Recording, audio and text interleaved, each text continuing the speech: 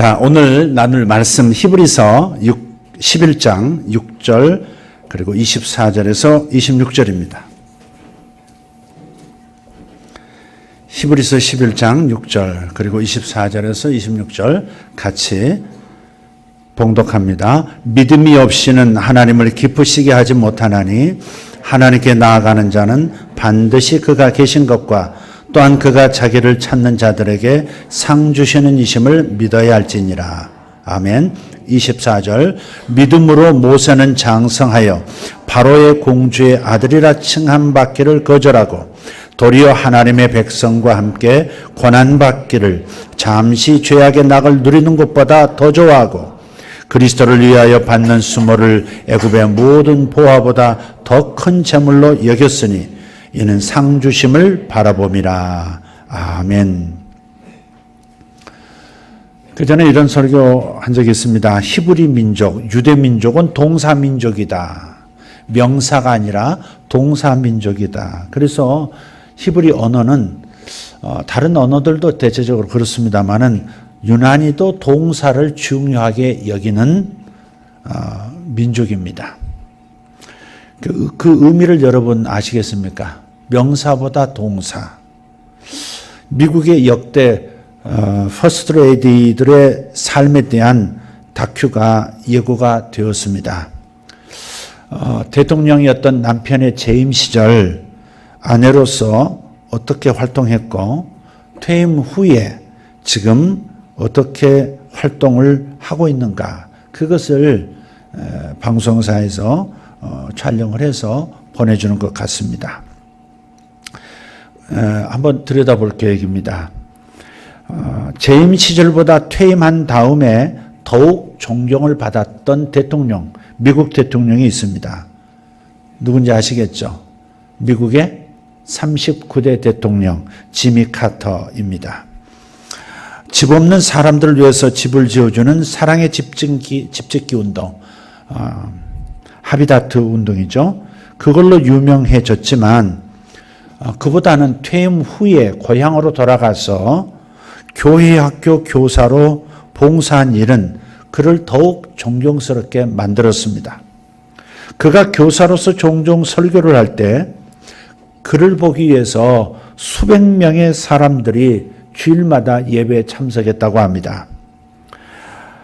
이것이야말로 증거의 삶이 되겠습니다. 한 기자가 그에게 물었어요.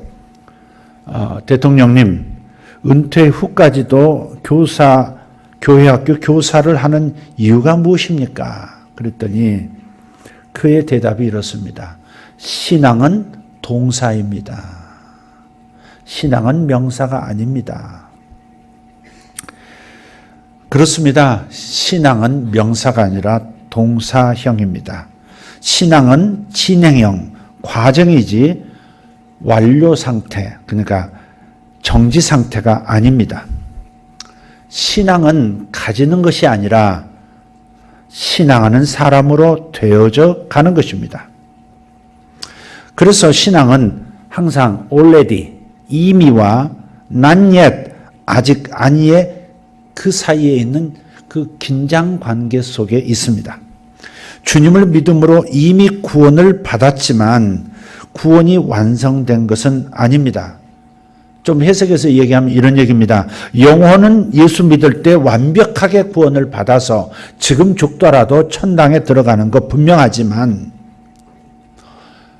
그럼에도 불구하고 혼, 즉 나의 정신, 나의 의식과 무의식을 포함한 그 혼은, 그리고 몸은 아직 구원받지 못했습니다. 구원받아가고 있는 중입니다.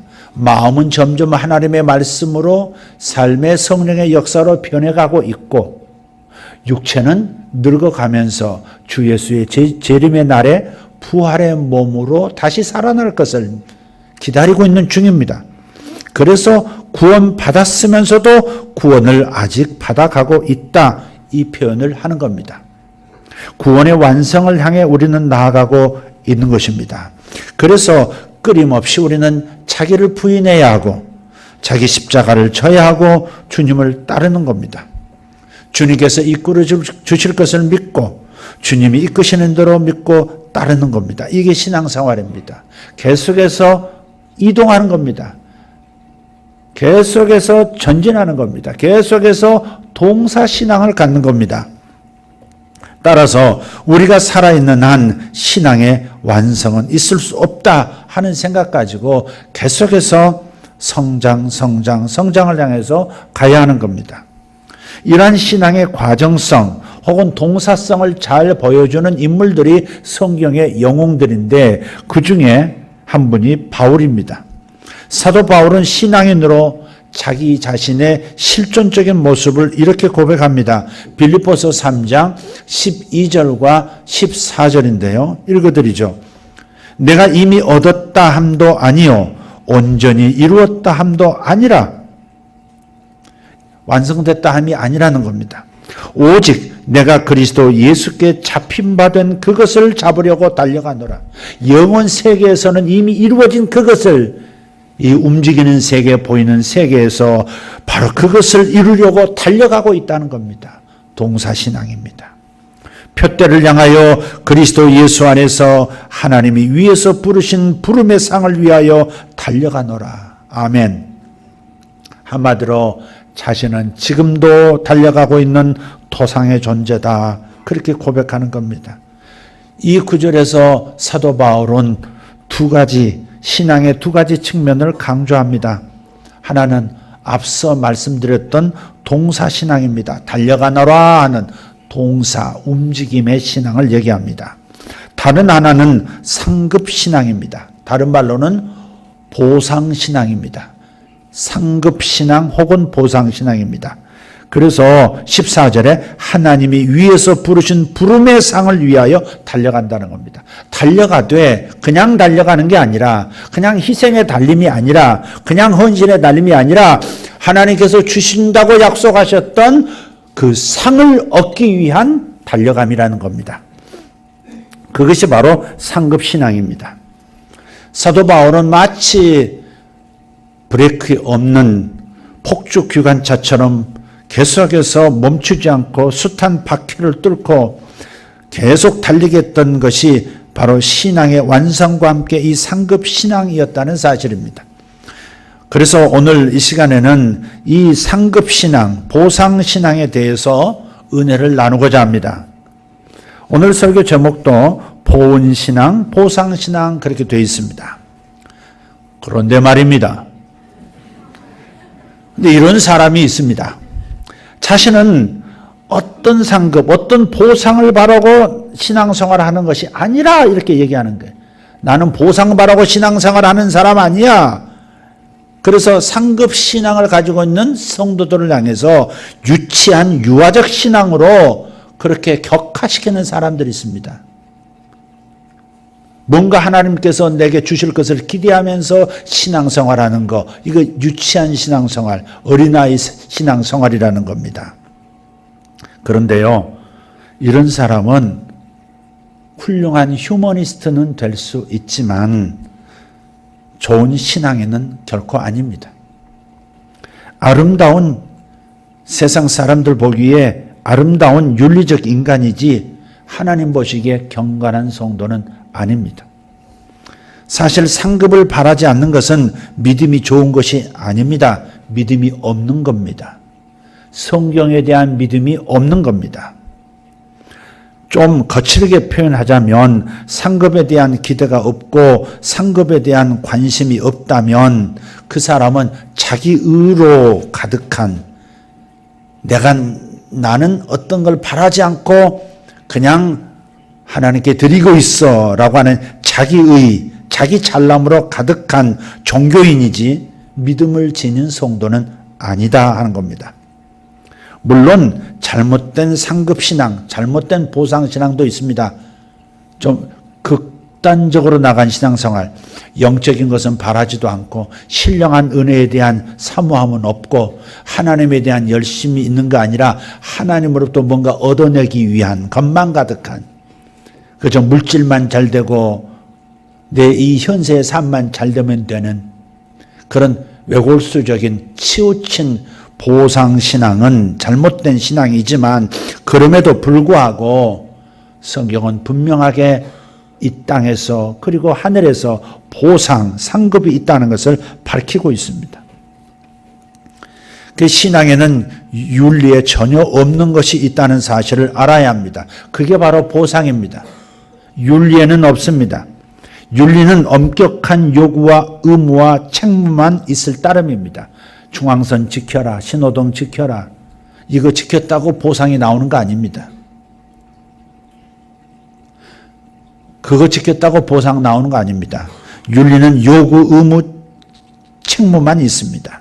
일방적인 희생만 있을 뿐 이에 상응하는 보상, 상급은 없습니다.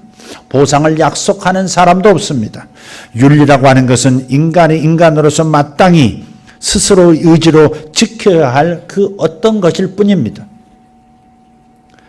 그것을 지키지 않으면 수치가 따르고 비난이 따르고 법적 제재 같은 그런 불명예가 따르지만 그것을 지켰다고 해서 주어지는 보상은 없다 하는 겁니다. 하지만 신앙에는 윤리에 없는 것이 있다 했습니다. 하나님께서 인간에게 맹세하신 약속이 있습니다. 또 하나님께서 부단히 당신께서 하신 그 약속을 실현하시기 위해서 우리의 삶에 참여하고 계시는 겁니다. 다시 말해 그 약속에 대한 책임을 하나님은 지신다는 겁니다. 그래서 성경을 보면 신앙의 내용으로서 약속에는 반드시 상급이 보장이 되어 있습니다. 흔히 말한 주일 성수, 오늘 간증할 때 주일 성수마저 하지 못하는 상태가 되었다. 주일을 지키지 못하는, 주일날 예배로 모이지 못하는 불행도 겪는다 그랬는데 주님은 이 안식일을 지키는 것, 신약적 표현으로 하면 주일을 지키는 것에 대한 보상이 반드시 있습니다. 주일을 지키는 자는 보상이 있습니다. 이런 이유 저런 이유 다 찾아가면서 주일을 거스르고 주일을 상실해버리는 사람들은 주님의 약속에 참여하지 못하는 겁니다. 그건 길게 보면 알 수 있습니다. 잠깐은 태가 나지 않습니다. 1년, 2년 놓고 보면 그의 축복의 수준이 다르다는 걸 알게 되어 있습니다. 11조도 마찬가지입니다. 10분의 1을 못하면서 믿음 있다고 말할 수는 없습니다. 여러분 이런 물질에 관한 얘기할 때는 참 어려운, 가르쳐야 마땅함에도 불구하고 당연히 하나님의 대리자로서 이 말씀을 그대로 선포해야 되는 걸 알면서도 성도들이 혹 시험 들까 봐 불편해할까 봐 얘기하지 못하는 인간적인 심성이 목사에게 있습니다. 교회 재정은 주어지는 대로 여러분이 하시는 대로 그 안에서 사용하면 됩니다. 부족한 게 아닙니다. 사용하면 됩니다. 교회 재정의 부족됨을 이런 말을 하는 게 아닙니다. 감리교회 출발자 존 웨슬레가 이런 말을 했습니다. 회개했다고요? 지갑이 열리지 않은 사람, 지갑이 회개하지 않으면 그 사람은 회개한 사람이 아니라는 겁니다. 그건요, 저도 경험했고 진짜 구원받은 사람들은 다 경험합니다. 하나같이 다 경험하더라고요. 저희 진짜 예수 영접하고 구원의 확신을 얻고 나니까요, 다 드리고 싶더라고요. 11조만이 아니라 다 드리고 싶더라고요. 아까 그러잖아요. 첫 월급을 군부대가 약하다, 주님의 교회가 힘이 없다고 하니까 돕기 위해서 건반 2개 사서 모든 월급을 투자해서 이렇게 했다고. 그런데 참 이상하게도 치아가 금으로 변하더니 어떤 사람이 또 300을 넣어줬다고요. 그런 겁니다. 하나님은 우리의 삶에 참여하고 계시고 보상의 하나님, 상급의 하나님임을 가르쳐 주시는 겁니다. 여러분 이것을 놓치면 안 됩니다. 그래서 11장 6절에 이렇게 말씀하는 겁니다. 믿음이 없이는 하나님을 기쁘시게 못하나니. 동사신앙이 안 되는 것은 믿음이 없어서 그런 거예요. 동사신앙이 안 되는 건 믿음이 없으니까 움직이지를 못하는 거예요. 그 반대도 마찬가지예요. 하나님께 나아간 자는 반드시 그가 계신 것과 또한 그가 자기를 믿는 자들에게 상 주시는 이심을 믿어야 할지니라. 상을 주시는, 상급을 주시고 보상을 주시는 하나님임을 믿어야 할지니라. 이게 믿음입니다. 그런데 혹자들처럼 뭘 바라고 믿는 거 어린아이 신앙이야. 그 말 자체가 얼마나 거만합니까? 그 말 자체에 얼마나 자기의가 가득합니까? 그런 신앙을 성숙한 신앙이라고 쏘으면 안 됩니다. 세상에 유튜브 보면 그런 얘기 참 많이 떠돕니다. 그런 걸 바라고 신앙생활하는 것은 정상적인 신앙생활이 아니다. 그 사람은 하는 게 없기 때문에 그렇게 얘기하는 겁니다. 자, 그래서 성도는 하나님께서 상 주시는 이심을 반드시 믿어야 할 줄 믿습니다. 주님을 섬기는 강한 동기는 일반적인 희생이 아니라 보상에 대한 믿음에 있습니다. 이것이 윤리적인 인간과 신앙적인 인간의 차이입니다. 진짜 우리가 중요하게 생각할 대목은 예수님께서도 상급에 대해서 많이 말씀하셨다는 거예요. 산상수훈에 집중적으로 나타나고 있고요. 그리고 성경의 맨 마지막 책인 요한계시록 22장 12절에 이렇게 상급을 언급합니다. 보라, 내가 속히 오리니 내가 줄 보상이 나에게 있어 각 사람에게 그 행위에 따라 주리라 그랬어요. 그 사람의 행위에 따라 주리라. 네. 가만히 있는 명사에게 붙는 게 아니라 동사신앙을 보여주는 행위에 따라 주신다 그랬습니다. 구원은 예수님을 구세주로 믿고 영접한 사람에게 주어진 선물이지만 상급은 주님을 위해 사는 삶에 대한 하나님의 평가요, 하나님의 보상입니다. 그래서 바울은 상을 받도록 다름질하라고 권면하는 거예요. 고린도전서 9장 24절 말씀에 너희도 상을 받도록 이와 같이 다름질하라. 너희도 상을 받도록 이와 같이 다름질하라. 평창 올림픽에서 메달 하나 달겠다고 동이 됐든 은이 됐든 금이 됐든 금이면 좋고 아니면 동이라도 달고 싶어서 전 세계에서 지금 달려오고 있습니다. 다름질하고 있어요. 불철주야 훈련합니다. 지금 1분 1초도 아껴가면서 계속 훈련한 거 상을 받기 위해서 이와 같이 너희도 상을 받도록 이와 같이 다름질하라. 아멘. 그렇게 권하면서 자신도 역시 상을 위해서 다름질한다고 고백합니다. 빌보서 3장 14절 다시 한번 말씀드리죠. 푯대를 향하여 그리스도 예수 안에서 하나님이 위에서 부르신 부름의 상을 위하여 달려가노라. 부름의 상을 위하여 달려가노라. 세상 사람이 보상한다는 것도 아니고 위에서 하나님께서 주시고자 하는 그 부름의 상을 위해서 받기 위해서 달려간다는 겁니다. 구원과 상급이 동일하다면 이런 표현을 했겠습니까? 그것도 구원을 이미 받은 사람들에게 이런 말 할 리가 없습니다. 구원이 상급은 아닙니다. 구원은 거저 주시는 겁니다. 그러나 이 땅에서의 상급, 그리고 나중에 장차 하늘에서 하나님께서 또다시 더해 주시겠다고 하는 상급은 구원과는 다른 것입니다. 그건 분명합니다. 그러면 왜 우리가 상급 신앙을 가져야 할까? 좀 자세히 살펴본다면 그것은 상급 신앙이 거룩한 삶, 우리의 신앙인의 경건한 삶의 동기부여를 하기 때문에 그렇습니다. 물론 주님의 은혜로 구원받은 것을 보답하는 보온 신앙이 경건한 삶의 직접적인 동기입니다. 보온 신앙이 뭡니까? 시편 116편 12절에 내게 주신 모든 은혜를 내가 주님께 무엇으로 보답할까 그랬어요. 다시 한번. 내게 주신 이 모든 은혜를 내가 주님께 무엇으로 보답할까? 이게 보은. 하나님께 은혜로 보답한다. 하나님이 주신 은혜를 보답한다. 이게 우리 신앙생활의 밑바닥에 있는 거예요. 나 같은 죄인을 살려주신 그분.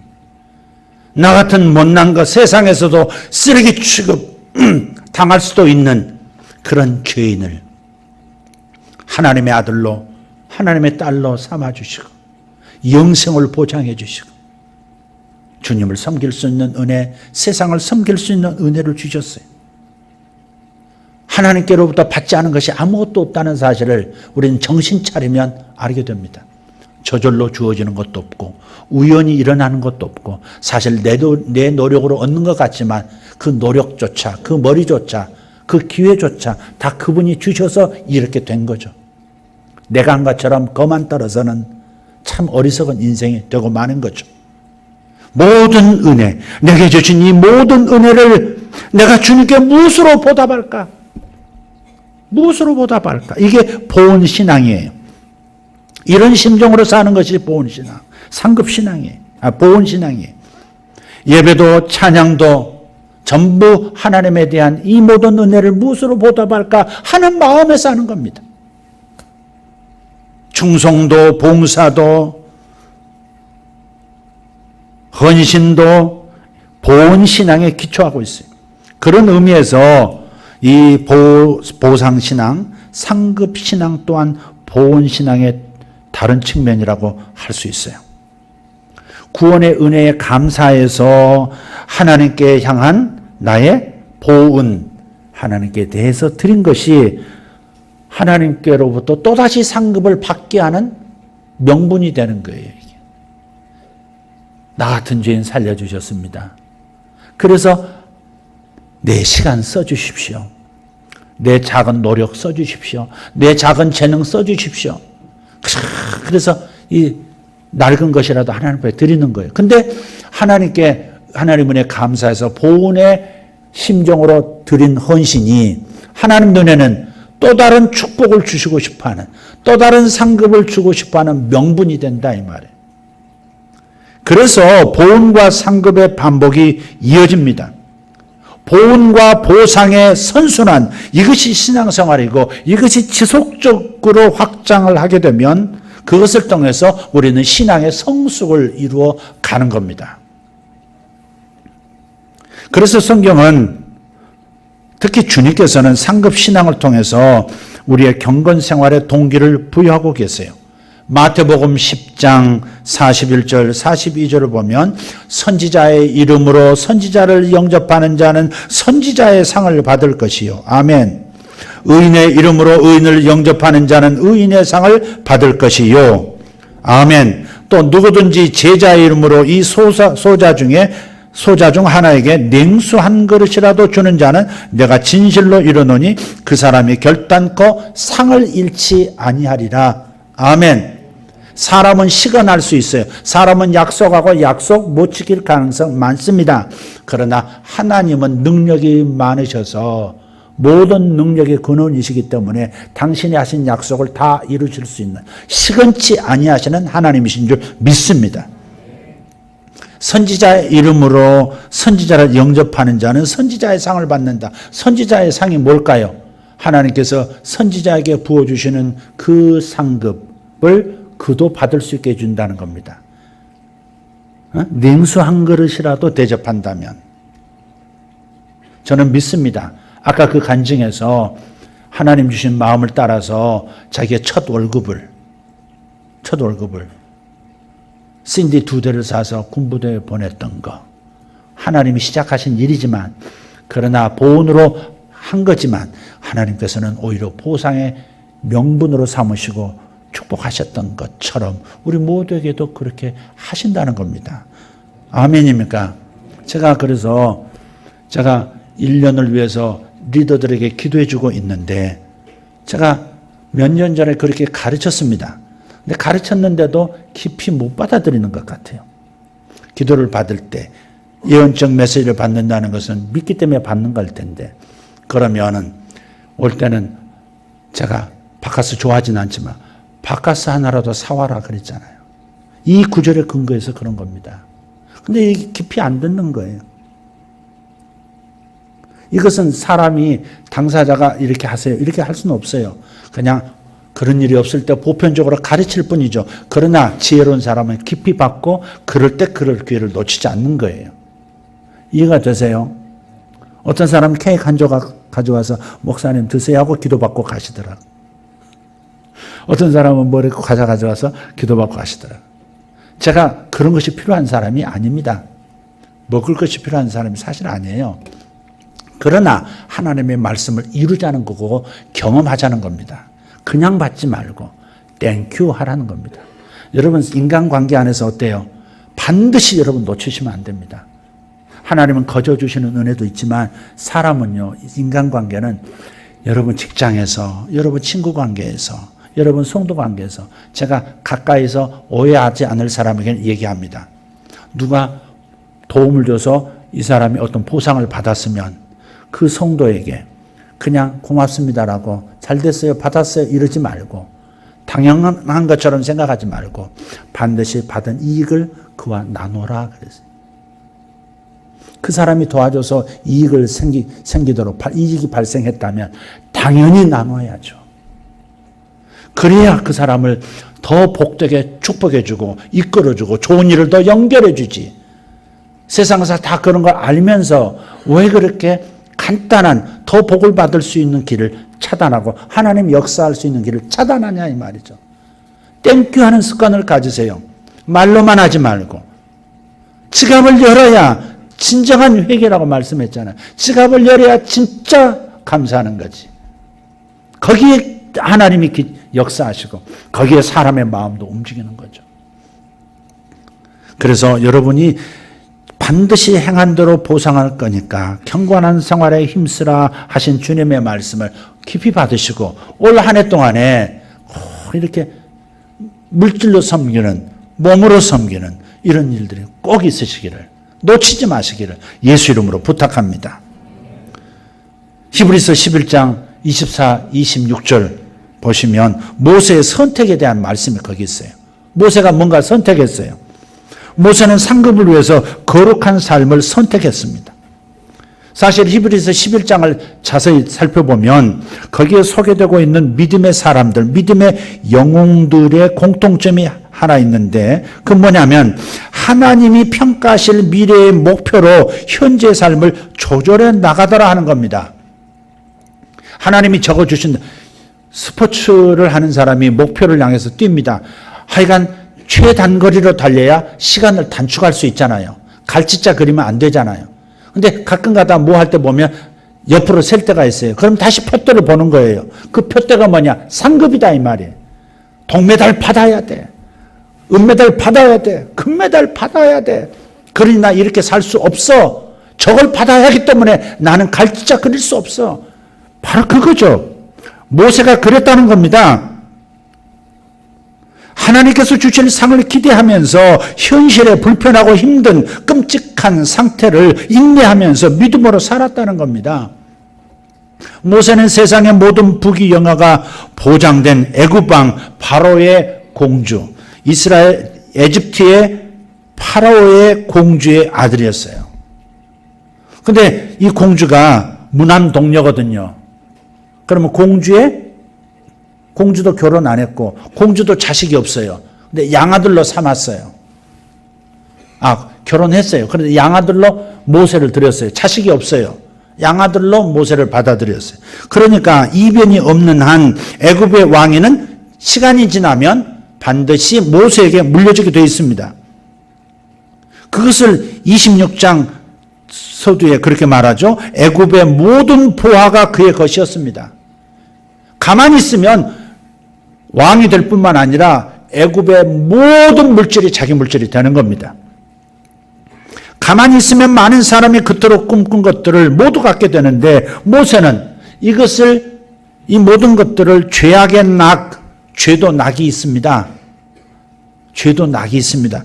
죄악의 낙으로 규정하고 하나님의 백성과 함께 고난받는 길을 택했습니다. 원래 자기 출신은 노예로서 살아가고 있는 히브리 민족이죠. 근데 양아들이 돼서 신분 상승해서 왕실에 들어간 거예요.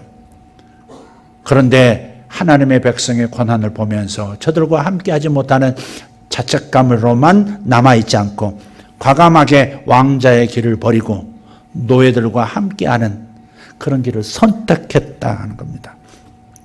모세는 왜 애굽의 모든 부하를 죄악의 낙으로 규정하고 공주의 아들이 되는 것을 거절했을까? 세속적인 영화로움이라면 영혼까지 팔아먹는 사람도 있는데 모세는 어떻게 그렇게 그 모든 것을 포기할 수 있었을까? 본문은 아주 간단하게 대답합니다. 26절 하반 이는 상 주심을 바라봅니다. 상이 저기 보이는데 내가 여기서 멈출 수 없다는 거죠. 여기서 가로 셀 수 없다는 겁니다. 상급 신앙을 가졌기 때문입니다.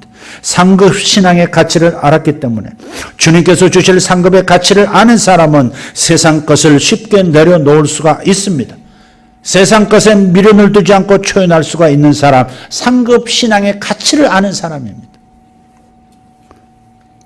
로마 제국의 기독교 박해는 네로 황제 때부터 본격적으로 시작됩니다. 그리고 250년간 로마에서 지속됩니다. 로마 제국 아래서 수많은 순교자들이 나왔습니다. 그래서 초대교회를 순교의 역사라고 하고요. 기독교를 순교자의 피로 자라났다. 그렇게 표현합니다. 아주 미치광이였죠. 네로. 황제 네로가 자기가 노래 가사가 떠오르지 않는다고, 시상이 떠오르지 않는다고 해서 로마 시내에 불을 놨습니다. 불 구경하면 신나잖아요. 어느 한 거리를 불을 놨는데 그게 로마 전역으로 퍼져버린 거예요. 처음에는 이제 시상에 떠올랐는지 모르겠어. 불탄다, 오, 불탄다. 시상에 떠올랐는지는 모르겠는데 로마가 다 타버린 거. 구로마 시가 다 타버렸습니다. 그러자 이 사건이 커지면서 그 책임을 기독교인에게 떠넘긴 겁니다. 기독교인들이 불질렀다. 그래서 수많은 기독교인을 붙잡아서 원형 경기장에서 맹수에게 찢겨 죽게 하든지 아니면 길가에다 묶어놓고 역청 발라가지고 산채로 화형을 시킵니다. 거리에 가로등 삼아버렸습니다. 사람이 가로등 타지면서 역청이 타지고 그 다음에 지방분이 타지면서 사람은 죽고 그게 하룻밤을 이렇게 로마 시내를 밝혔단 말이에요. 얼마나 잔혹합니까? 근데 놀라운 것은 이런 박해에도 기독교인 수가 줄어들기는커녕 더 늘어나더라는 거예요. 그래서 위기를 느낀 황제가 자기 측근들과 함께 날로 왕성해지는 기독교를 막을 방법을 의논합니다. 황제가 먼저 이렇게 얘기했어요. 법률 강화시켜서 기독교인은 무조건 사형시키자 제의했습니다. 그랬더니 한 신하가 반대합니다. 저들을 조금 살펴보니까 저들을 죽이면 순교자가 되고 순교자를 저들은 추앙하기 때문에 역효과가 난다는 거예요. 그냥 죽이지 맙시다. 그러면서 제안을 하는데 죽이지는 말고 잔인하게 고문하면서 예수를 부인하도록 만들어서 수치침을 안겨주고 예수를 떠나게 만들자 하는 겁니다. 그러자 다른 신하가 또 반대하면서 나섭니다. 그들은 고문을 받으면 예수의 십자가 고난에 동참한다고 더 좋아합니다. 또한 육신의 고난이 하늘에서는 상급으로 쌓인다고 믿어서 오히려 기뻐하면서 고문의 흔적을 자랑하고 다닌답니다. 봐. 그래서 아랫바지까지 벗고 다 봐. 이렇게 보여준다는 게. 그러니 이건 기독교를 축소시키는 방법이 아니다 하는 겁니다. 그래서 황제와 신하들이 오랜 시간 이 문제를 가지고 논의했지만 결국은 기독교인을 없앨 수 있는 뾰족한 방법을 찾지 못했다는 겁니다. 초대교회 성도들에게 고문도 맹수도 불도 황제의 권력도 심지어 죽음도 두려워하지 않고 끝까지 신앙을 지키게 한 것이 바로 상급에 대한 소망입니다. 상급신앙, 보상신앙입니다. 그들은 주님과 함께 누릴 영원한 즐거움을 생각하면서 이 세상의 즐거움을 잠깐 포기했고 주님 나라에서 누릴 영화를 생각하면서 이 세상의 고난을 참고 이겨냈습니다. 이게 히브리서 11장의 믿음의 전당에 오른 영웅들의 면면입니다. 주님과 함께 누릴 영생을 생각하면서 죽음도 두려워하지 않고 천국의 보화를 생각하면서 이 세상의 것 다 빼앗겨도 미련을 두지 않았던 사람들. 이런 삶을 보여준 사람이 모세고 또 초대교회 시절 성도들이었습니다. 정말 진짜 사랑하는 여러분, 주님은 우리의 행위에 따라서 반드시 땅에서 그리고 하늘에서 보상해 주십니다. 여기까지 이 상급 신앙으로 주님을 섬기면서 달려온 여러분을 사랑하고 위로합니다.